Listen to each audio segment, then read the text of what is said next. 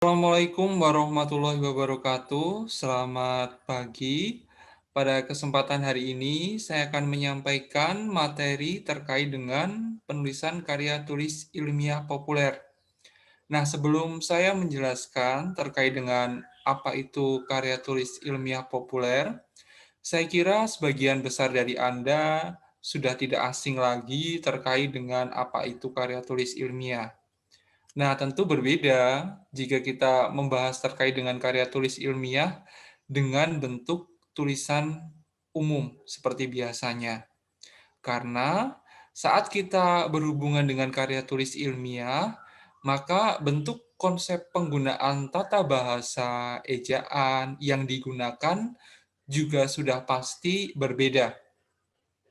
Nah, pada bentuk penulisan ilmiah, maka kita akan harus cenderung memperhatikan bentuk penggunaan ejaan bahasa Indonesia yang baku atau yang sesuai dengan KBBI dan aturan kaidah penulisan bahasa Indonesia yang baik dan benar. Nah, sehingga nanti ke depannya di dalam hasil akhir pembelajaran mata kuliah umum bahasa Indonesia, Anda akan saya haruskan atau wajibkan untuk membuat satu produk yaitu tulisan ilmiah. Nah, itu sebagai bentuk ujian akhir. Nah, oleh karena itu, saya di sini akan menyampaikan terkait dengan apa itu KTI, terutama di sini yang nanti menjadi bentuk akhir tugas proyek kita, yaitu bentuk KTI populer. Nah, dalam penulisan KTI populer itu berbeda dengan bentuk KTI secara umum, ya.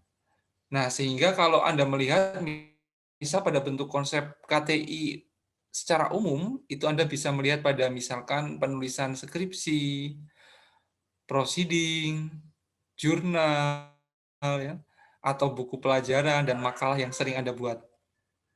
Nah, biasanya di dalamnya salah satu cirinya pada penulisan KTI umum itu ada bab ataupun subbab di dalamnya ya. Misalkan pada makalah yang sering Anda buat saja. Dalam penulisan makalah, Anda mungkin akan menuliskan ada bab 1, pendahuluan. Kemudian ada bab 2, pembahasan, bab 3, penutup. Nah, itu salah satu bentuk penulisan format pada KTI ilmiah secara umum. Sedangkan pada KTI ilmiah populer itu tidak menggunakan subbab-subbab seperti pada penulisan KTI ilmiah secara umum. Nah, bentuk penulisan KTI ilmiah populer itu seperti apa? Contohnya yang mungkin bisa Anda lihat atau Anda cari mungkin setelah ini ya. Contohnya misal pada penulisan surat kabar, opini dalam surat kabar, buletin, ataupun buku-buku populer dan majalah. Nah, itu adalah format penulisan ilmiah populer. Ya.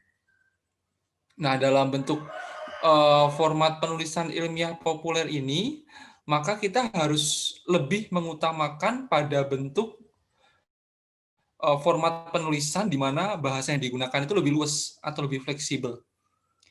Nah, kalau pada bentuk bahasa yang ilmiah secara umum kan cenderung ke kaku ya, karena terpaut pada ejaan. Tetapi pada populer kita malah lebih mengutamakan bentuk kefleksibelan dan keluasan, sehingga orang akan lebih enak di dalam memahami tulisan yang kita tulis, dan orang akan lebih mudah dalam memahaminya. Ya. Tapi tetap saja unsur utama dari tulisan ilmiah yaitu bentuk objektivitas ya. Nah, itu harus tetap ada ya. Dan tidak boleh walaupun itu bentuknya populer tetapi bentuk objektivitasnya harus tetap dijaga. Nah, itu terkait dengan gambaran apa itu karya tulis ilmiah populer ya kan. Nah, Anda tentu sudah punya gambaran dari sini, nanti Anda setelah perkuliahan ini Anda mencari bentuk tulisan populer untuk kemudian bahan sebagai Anda baca nanti. Sehingga Anda nanti bisa lebih jelas dalam membandingkan. Oh, ini toh yang dimaksud dengan KTI populer, oh ini dan yang dimaksud dengan KTI secara umum. Nah, sekarang kita masuk kepada bentuk penulisannya. Nah, pada penulisan KTI populer itu bisa diambil dari hasil tulisan penelitian ataupun bukan dari hasil penelitian. Nah, contoh misalkan yang berdasarkan dari hasil penelitian. Nah, misalkan nanti Anda kan pasti untuk mencapai gelar sarjana harus menuliskan sebuah skripsi ya. Nah, skripsi itu kan salah satu bentuk tulisan ilmiah yang didasarkan dari sebuah penelitian. Nah, dari skripsi tadi itu dapat Anda ubah ke dalam bentuk tulisan KTI populer. Nah, kalau yang dari non penelitian, Pak, kalau yang dari non penelitian Anda dapat misal melihat pada media massa ataupun surat kabar ya, opini-opini gagasan di media massa ataupun surat kabar. Nah, itu biasanya bentuk tulisan non penelitian. Nah, dalam menulis bentuk KTI populer nanti Anda dapat merujuk pada dua tulisan yang didasarkan dari non penelitian ataupun hasil penelitian. Oke, sampai di sini Anda pahami dulu. Jadi karena ini nanti berkaitan dengan tugas akhir Anda, bahwa Anda harus membuat sebuah tulisan ilmiah populer. Ya, jadi Anda nanti dalam mengerjakan tugas akhir bisa merujuk pada tulisan non penelitian, ya, ataupun merujuk pada tulisan hasil penelitian untuk dibuat dalam bentuk tulisan ilmiah populer. Nah, kemudian masuk kepada sistematika penulisan di dalam KTI, ilmiah populer ya. Nah, yang pertama adalah kerangka tulisan. Nah, kerangka tulisannya tetap di dalamnya ada bagian pendahuluan, isi, dan juga penutup. Tetapi antar bagian tadi pemisahnya tidak begitu nyata. Ya, tidak ditulis bab seperti pada penulisan karya tulis ilmiah secara umum. Ya, atau Anda tulis bab 1, bab 2, bab 3 itu tidak, ya. Nah, sehingga pemisahnya biasanya judul subbab yang tidak secara eksplisit menunjukkan bab 1 pendahuluan, bab 2 isi, bab 3 penutup. Ya. Nah, sehingga di sini nanti bentuk tulisannya akan menjadi lebih menarik karena pembaca tidak terpaku pada konteks pembagian bab-bab yang ada di dalamnya, ya kan? Karena kalau kita merujuk pada penulisan ilmiah secara umum, bentuk struktur urutan kerangkanya menjadi struktur urutan kerangka yang cenderung kepada bentuk baku, ya kan? Nah, oke, jadi sampai di sini Anda bisa memahaminya. Kalau misalnya masih ada yang bingung, nanti bisa ditanyakan lewat grup WhatsApp. Nah, kemudian pada konsep kerangkanya, ya, dalam membuatnya, maka yang pertama harus Anda lakukan adalah menentukan topiknya dulu. Ya, setiap menulis apapun, itu yang pertama harus Anda lakukan adalah menentukan topik. Topiknya harus jelas. Ya. Apa sih yang mau Anda tulis?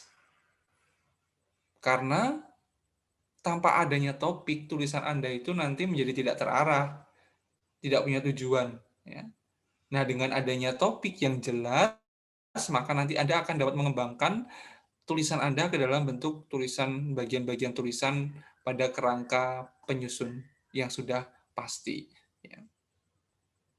Kemudian kalau sudah punya topik, maka Anda harus mencari masalah. Ya. Dari misalkan topik A yang akan Anda angkat adalah terkait dengan eh, investasi eh, pangan Indonesia misalkan. Ya. Nah, dalam konsep investasi pangan Indonesia saat ini, itu yang menjadi masalah utamanya apa sih? Yang ingin Anda sorot, misalkan. Apakah kekurangan bahan kah? Atau sistem pengolahannya kah? Atau dari prosedurnya kah? Nah, mana di bagian tadi dalam konsep investasi pangan itu yang kemudian salah menurut Anda? Atau bisa dijadikan sebuah permasalahan? Nah, dari situ baru kemudian Anda angkat, kemudian Anda konsep menjadi sebuah tulisan yang baru, ya kan? Yang dimana nanti tujuannya adalah untuk menarik minat baca, sehingga apa yang Anda tulis tadi menjadi dikenal atau diketahui secara umum oleh banyak masyarakat. Oke. Nah, jadi yang pertama Anda tentukan topik, kalau sudah dapat topik baru menentukan masalah dari topik, kalau sudah punya masalah baru Anda uraikan ke dalam bentuk tulisan. Oke, saya lanjutkan. Nah, kemudian kalau sudah menentukan tadi, baru kemudian membuat judul. Ya. Nah, judul ini penting ya, karena dalam konsepnya itu judul itu yang paling dicari orang pertama kali sebelum membaca keseluruhan tulisan Anda. Sehingga dalam menulis judul itu Anda harus memperhatikan konsep-konsepnya secara detail, ya kan? Bahwa judul harus mewakili keseluruhan isi dari tulisan, ya. Dan jangan sampai judul tadi itu berbeda dengan isinya, ya.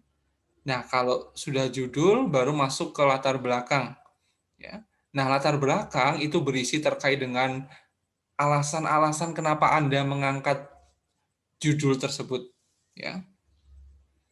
Nah, sehingga di dalam latar belakang itu bisa terdiri dari fakta, fenomena, ataupun peristiwa, ataupun gejala, hal-hal yang kemudian mengakibatkan suatu permasalahan itu muncul.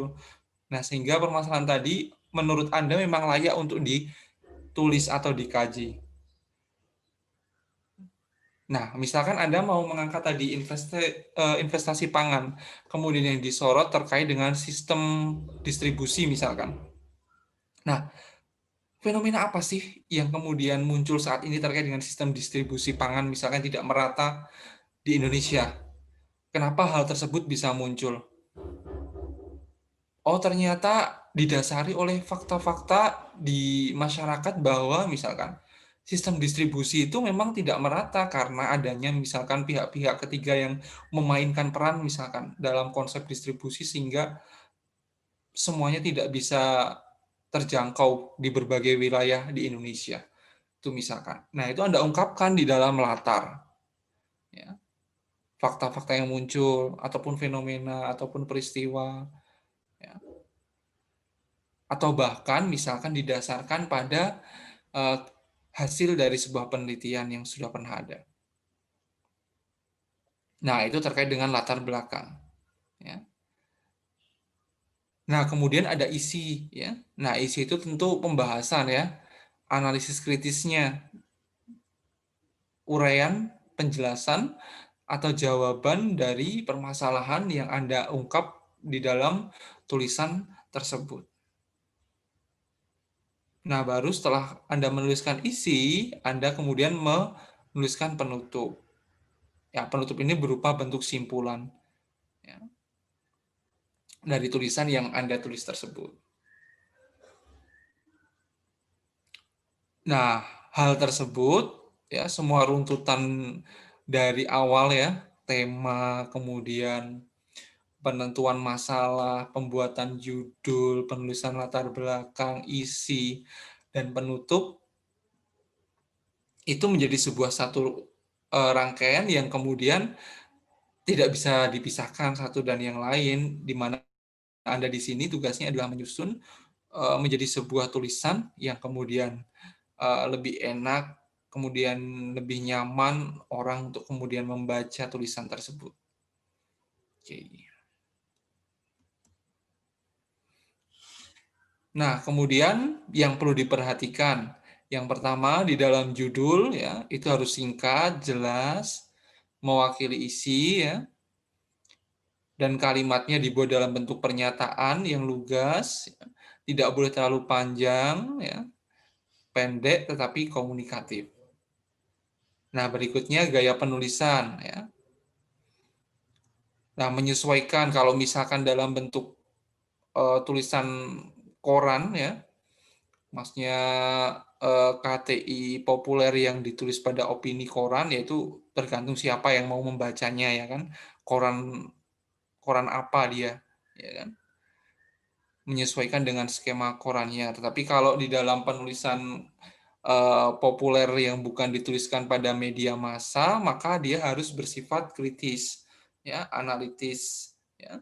Kemudian bukan bentuk fiksi yang paling utama karena bahasanya ilmiah, ya kan.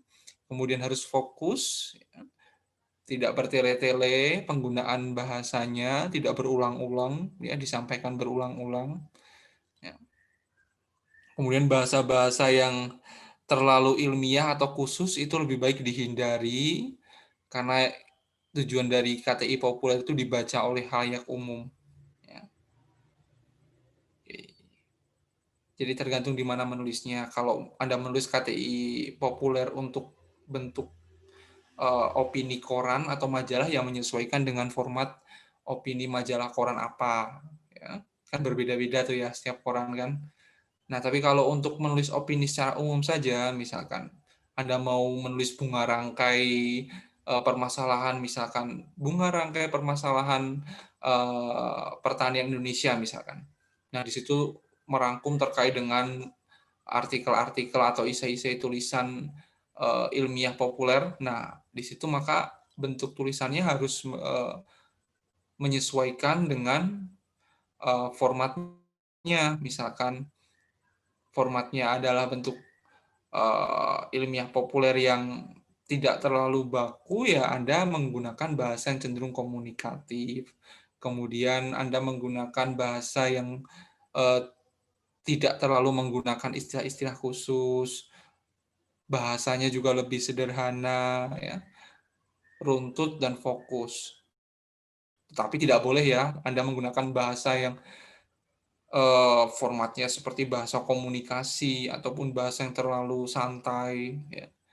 Ataupun bahasanya kemudian nanti menggunakan bahasa-bahasa slang misalkan ya. Nah, sehingga bahasanya menjadi tidak menarik. Kemudian seberapa panjang kalimat ya. Kalau seberapa panjang sebenarnya tidak ada batasannya ya. Nah, jadi kalau dalam penulisan kalimat itu bebas sebenarnya, tetapi lebih baik kalau sudah 18 kata, nah itu kemudian ditutup, kemudian masuk ke kalimat yang baru ya. Dalam sebuah alinea juga tidak ada standar bakunya ya kan.